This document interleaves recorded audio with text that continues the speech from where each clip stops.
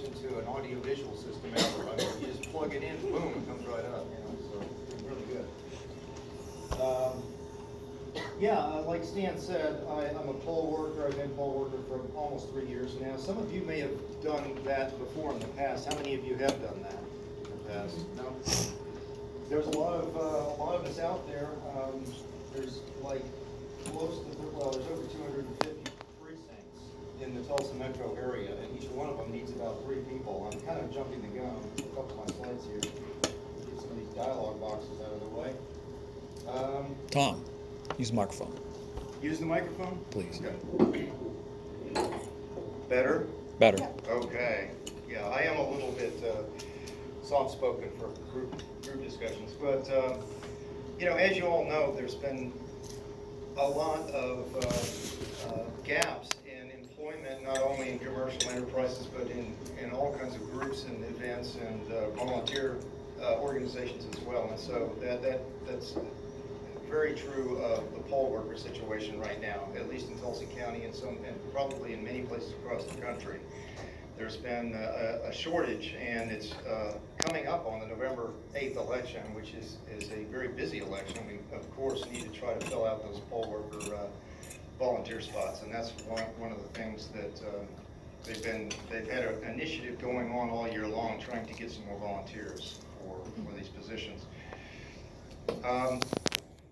There's 251 by my count polling locations, and that's with the new redistricting. They recently renumbered all the polling places in the Tulsa area, and then there's a few weird special ones with strange numbers, but I tried to do my best to count them, and it was about 251, and that's quite a lot.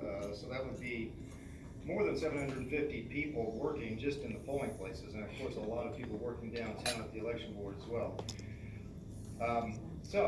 Just to cover the basics, one can volunteer without necessarily being able to work every election. There's an online system where you put in your time, the times you're available, and they coordinate, with you. Each polling precinct requires, as I say, 3 poll workers, sometimes 4 in large precincts with high turnout elections. There aren't very many polling places in Tulsa that need the 4, but there's a 4th position called provisional voting officer, which is very specialized, and it's for filling out provisional votes because it's a time-consuming process. However, in most elections, we don't get many people requesting a provisional ballot, so it's normally carried out by the inspector. Each precinct team is composed of workers with different political party registrations, ideally, as is their kind of overall policy. They try to always have like a Democrat, a Republican, and one or the other for the 3rd position, or an independent, or libertarian. There's also the Libertarian Party in Oklahoma. So, they try to mix them up and balance them so that, there's as much coverage by both political sides as possible in every sort of area where ballots are being handled and so forth. Every poll worker must take an oath and must be dedicated to helping every registered voter successfully cast their vote in the proper fashion. And so that's kind of like the overall mission of the thing. There are 3 roles: inspector, judge, and clerk. And you probably know some of this from just going to your polling place, but they're usually up to about 4 election days per year, depending on what year. Less often on odd number years, but for the poll workers, it's a 13-hour day, sometimes 14 to 15 hours for the inspector, which I'll go over in a second. The poll workers are paid $100 plus mileage, and I think the inspector's paid $110 plus mileage. So it's not a lot of money, and like Stan said, it's not strictly speaking an unpaid position, but it's not exactly something where you're going to make a living at it. So in that sense, it's still a volunteer situation. The new poll workers go through a training protocol that's about half a day, in person or online. Of course, during COVID, it was all online, and they're still doing some online trainings, but they've gone back to also having classroom trainings down at the election board, which is actually a little bit more pleasant because you can do a lot more interaction and Q&A and stuff like that. And they can also get you right on the voting machines in the election board to train you on how those work, hands-on as well, which is always a good reinforcement to the slides and the classroom training. They provide you a problem solver manual, which is a big, thick manual that covers pretty much everything you're going to need to do, even special situations. And so that's a very useful resource that's included in the materials at every election, plus when you're trained, they give you your own copy as well. But then they will assign you to a polling place. You have the option to either prefer to work at your own polling location if there's an opening there, or you can be assigned to another specific location. Depending on how far you want to travel and so forth, you can always make your preferences known. And there's also the option to be available to move around as needed to fill gaps in the other polling places when people are sick or can't go at the last minute. And that's interesting too. I mean, it's kind of like a different way of approaching it. It's a little bit more variety that way, but at the same time, a lot of people really enjoy being assigned to one location where they get to know their other poll workers and get really comfortable working with each other so that they can do all of the activities involved very efficiently, at that point. But right now with the shortage, some people are being called up and pulled away even within 24 hours of the election and sent to other polling locations just because there's such a shortage in certain spots. The next to last election, there was only 2 poll workers for my precinct, and I had to do the judge and the inspector, which was really interesting. I got a good feel for how much work is involved with checking people against that register all day long. So the inspector heads up the precinct team. They go pick up the ballots and the other precinct materials at the election board just prior to the election, within 1 or 2 business days prior to the election generally. They bring the materials to the polling location and start to set up on election day with the help of the other poll workers. The inspector during the day addresses any concerns or irregularities that come up, and usually also walks voters through the provisional ballot procedure as needed if a voter chooses to cast a provisional ballot, and coordinates other less common voting procedures. For example, procedures for disabled persons or persons who need help filling out their ballot, and so forth. The inspector also communicates back and forth with the election board as needed to address issues during the day, and documents any important events or concerns for the election board to learn about what happened in the polling place. And at the end of the day, after everything is taken down and the election's over, the inspector takes all the election materials, including the voting machine and ballots, back to the election board after the polls close. There's a continual chain of custody. The inspector has to have the ballots in their possession from the time they pick them up until the time they're returned to the election board on election day. The second position is judge, and the judge is the person who looks at your ID, verifies your identity, and ensures that you sign the voter registry next to your name. They then tell the clerk which ballots, in the case of a primary election, when you have choices ballots, depending on your registration, they tell the clerk which ballots to give to the voter, and then ask the voter to verify their address if it's requested by the election board and documented in the registry. So there's a lot of people that show up with, they'll send out mailings and then they'll get a bounce back by U.S. mail, and they'll say, well, maybe their address is inaccurate or they've moved. So then they make a notation in the registry so that the judge checks, remembers to check with them, is this your valid address? And if not, hands them a form where they can basically send a voter registration form in to update their information.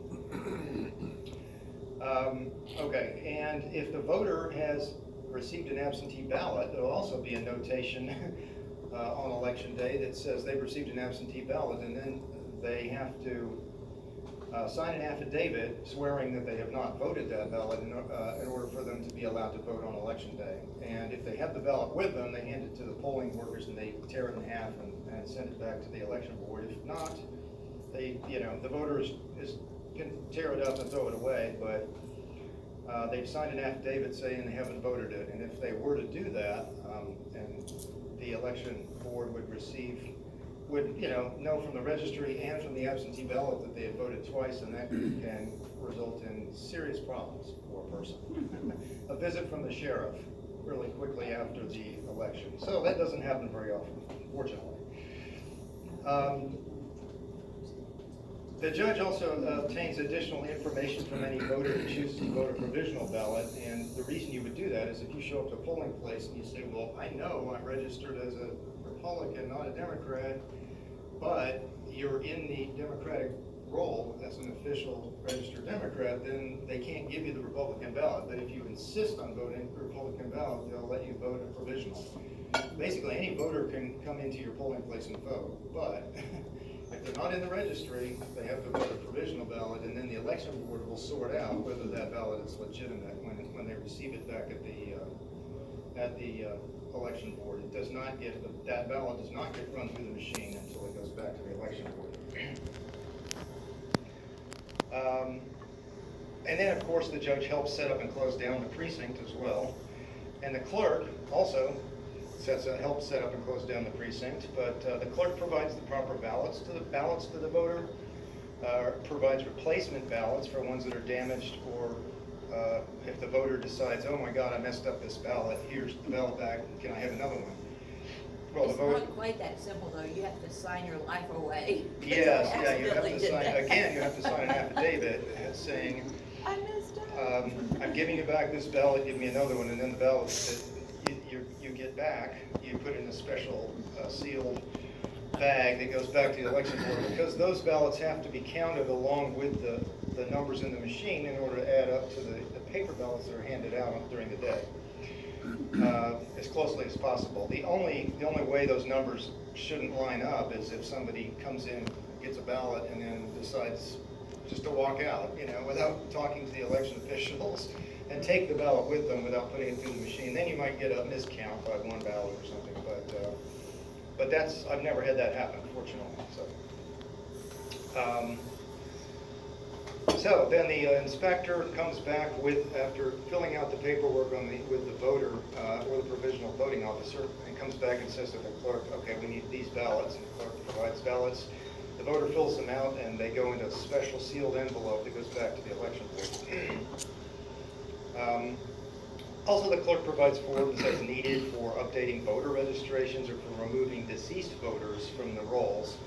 If somebody comes in and says, well, my mom died, I'd like to remove her from the rolls, there's a form that they can fill out to do that. All procedures are designed to ensure that the number of ballots recorded by the voting machine, as I said, and other uncast ballots are all accounted for when compared with the remaining unused paper ballots. So, during the day, communicating with the election board is important, particularly during big elections, big busy elections. There's an online interface for poll workers at the Tulsa County Election Board where they can put in their available dates and work options for working polls. And there are reminders from the election board will come to them by text and email. Their election board phone numbers, people like to keep in their phone, during the day, because if there's any problem with the machine, or there's, we're out of we're running out of this type of ballot, bring us more ballots, or whatever, And a lot of the communication is just, you have voters coming into the polling place that are in the wrong place, and you want to find out where the proper precinct is. Now, I tend to go directly to the QR code, because if in a busy election, if you call the election board, they may be busy. But there's a QR code that's posted that you can use your phone on, and it will send your phone right to the website of the Oklahoma voter. Let's see what's it called. The Oklahoma. Okay, it's in here somewhere, but it's, I guess it's called the Oklahoma OK Voter Portal or something like that. But you can Google that as well, and it'll come up on the web. But you just put in your name and your birth date, and it will come up with all the information about your districts, about your polling place, your registration, and the status of your absentee ballot, and all kinds of stuff. So it's a very useful site. And we can use that during the day to find out where voters need to go to the correct location. And that's really important right now, since they changed the boundaries of some of these precincts. So, that's the basics, you know. Again, it's a half-day training for all the little nitty-gritty details, but I have a slide called Oklahoma is okay. And that's because, just to point out, Oklahoma's election procedures are some of the best in the country. They're reliable, well-designed voting machines. They're pretty foolproof. If the power goes out on them, they have a disc in them that saves the voted ballots until they can be gotten up and running again. And if the power goes out, they have a battery that lasts for at least 2 to 3 hours anyway. And there are paper ballots as backups to all the electronic machines. But this is standard technology and procedures used throughout the state, which is really important as well. It really simplifies everything. There are many redundant checks and balances throughout the whole process.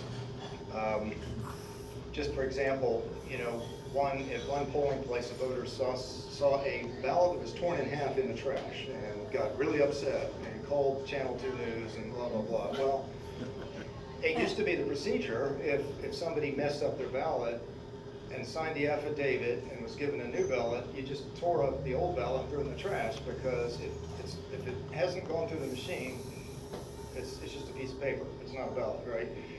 But that was a problem for somebody just, you know, being paranoid about the process. And so now all of that stuff is put into that envelope that's sealed with a numbered zip tie and sent back to the election board, just to make sure, you know, that there isn't any misunderstanding about the way the process works from the public. Ballots can only be read by one specific voting machine during voting hours on election day. They each have a unique barcode. So, for example, if I'm the inspector and I go pick up my ballots and somebody carjacks me and steals all the ballots, doesn't matter, because they're not going to be able to do anything except use them for scrap paper, because they can't be put through a voting machine. The voting machines won't take them. So, you know, there you go. Nonetheless, it still causes chaos, because you have to figure out where those ballots went and who has them and, you know, all of that. So, yeah. Ballots and voted machines, there's, again, as I mentioned before, continual chain of custody by the inspector until they hand it off to the election board at the end of the evening. So Oklahoma's procedure is pretty foolproof and quite well designed. And the machines, I like the machines, they work pretty well. So in summary, the election board desperately needs more poll workers right now. It's about, you know, again, up to 52 to 60 hours of work annually. You'll make maybe $400 to $600, depending on whether you're an inspector or one of the other poll workers. The requirements are just to be a registered voter in the county where you work, in the polling place. To have a car, they strongly prefer you have a car, just to make sure you can get to the polling place on time and so forth. And in case of an inspector, you have to be able to drive the ballots and everything to the election board at the end of the day. Be able to use text and email, or at least receive them, so that the election board can communicate with you, and then attend a one-day training session. The work on election day is about roughly 6:30 a.m. to 7:30 p.m. So it is a nice long day. But if you or anyone you know might be interested in doing it, we could really use the help right now. And so there's a number to call. And all of this is on the Tulsa County Election Board site. So, but there's a number to call, and there's also an email address for the precinct official if you're interested. And there's even an online application process where you can click a button and it'll come up with like a form online where you can apply right there. So that's pretty much it. I appreciate your attention, and any questions about it. Tom, how do you get is there a button on a machine that prints out the tape, the numbers tape at the end that gets posted on the door of the precinct? Yes, yeah. At the end of the day, each voting machine has a big roll of tape, and so we print out all of the results from the voting machine. You print them out 4 times, and each tape is signed by all 3 election officials as valid, and they verified it. And then one of them is cut up if necessary, but it's posted on the door facing outwards, so reporters or the public or anybody can come and look at the results in that precinct, so they can get really fast results, and they can compare those results with the official results that come out later if they want to. And then one official copy is put in a special envelope that's sealed and signed, and then another copy is put in the box with the voted ballots, which is sealed and signed, and a fourth copy is left attached to the voting machines. How long does it take to do that? Not that long, actually. We get it down to pretty fast. Like the polls close at 7, and we're usually out the door at 7:30, 7:35. So. A question about the numbers, like each candidate will have their numbers of votes on the side, and then there's like unassigned or non-votes or whatever, the undervotes, I guess are called. What does that represent? Well, I mean, yeah, I mean, the tape will have all of the races and the number of votes for each candidate. And then there will also be a tally of the total ballots that are put through the machine of each type of ballot. And so the difference between those would be, in a given race, would be people that didn't vote in that race. And so, yeah, you don't have to vote all the races. You can just go ahead and put your ballot in, and if it spits it out because it says, oh, you haven't voted in race XYZ, there's a button you just press, and it will force it to go ahead and take that ballot. Like for questions that you don't vote on. Yeah, exactly. Yeah, I mean, it will spit it out the first time if you have not voted on something, to give you the opportunity to vote on something if you forgot. But if you say, no, I didn't want to vote on that, you just press that button and it will take it in and vote all the other races, right? And in fact, there was one guy that handed me, he got one ballot and he just decided this one particular ballot in the primary, he didn't know the candidates and he didn't want to vote it at all. So he tries to hand it back to me, and I'm like, no, we have to make sure the machine counts it. So take that blank ballot, put it in the machine, and press the button and make it take it, because it'll just be zeros. You know, it won't add to the tallies, but it counts the ballot as, and that way all the ballots add up, the paper ballots versus the voted ballots. Any other questions? So with all of the publicity about voter fraud, etc., what is the level of security at each poll place? There's no security per se at a polling place. Really? We have not had, I mean, I don't know for the overall, all 250 precincts, what the situation has been in each election, but in my precinct, which is just a small South Tulsa precinct, we've never had any problem with people intimidating or threatening or anything like that. So, yeah, I mean, Yeah. So the procedure is to call the election board, and then if that's not adequate, you can call the sheriff's office as well and have them come out and deal with it as well. But we haven't had too much problem. You have people every once in a while that come into the polling place and with a big shirt for their candidate on, and then you have to say, you need to go outside, remove that shirt, and then you can come back in, because it's illegal within 300 feet of the polling machine in order to advertise for your candidate or your party or whatever. Sorry? So you can't walk in wearing a red MAGA hat? No. I mean, you can, but then they'll ask you to take it off, and yeah. Are you still having to wear masks as a poll worker? I noticed at the last, the city council, I guess, that we just voted on. Not everyone had masks on. The policy, written policy is still that the poll workers should wear masks, but I think it says should, and that's true that a lot of them don't. Yeah. I did this last election because I had just finished having COVID. So yeah, I wore a mask this last time.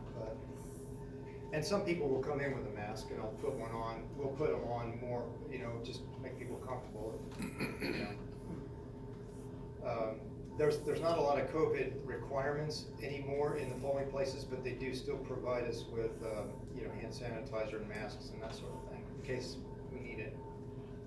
During COVID, I noticed they doubled up on election polling space. Like 2 precincts were voting in my precinct station.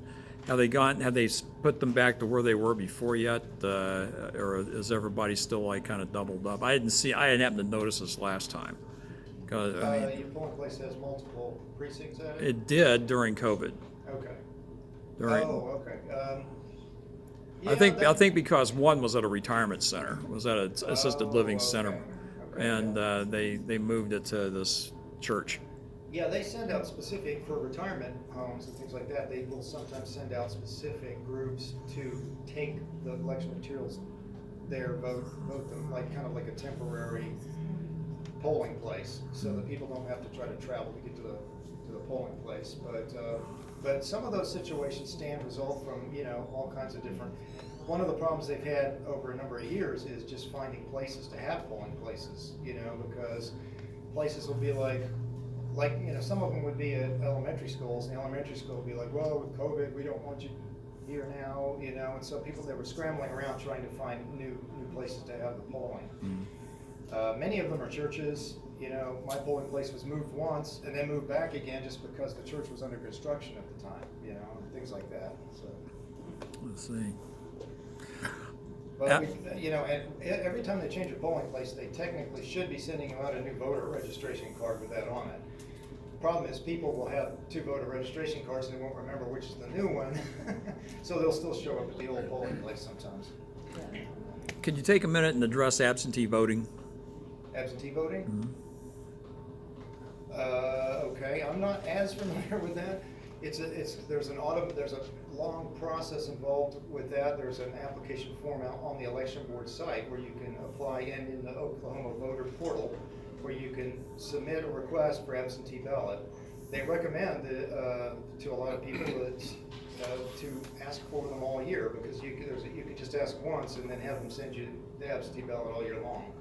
There are 2 different kinds of absentee ballots. One of them requires notarization before you return it on the outside of the sealed ballot envelope by a notary, and that is the normal absentee ballot. There's another type of absentee ballot which is pink, and that's for people that are homebound and can't leave the home to go vote, so they can't go to early voting or to their polling place easily, and so those require two witness signatures with identifying information so the witnesses can be identified, as opposed to having a notary. So if you vote early at the election board, that is an absentee ballot technically, even though you vote at like a regular polling place in the sense that you take the ballot and run it through the machine yourself. But anything before election day is technically an absentee ballot. Okay.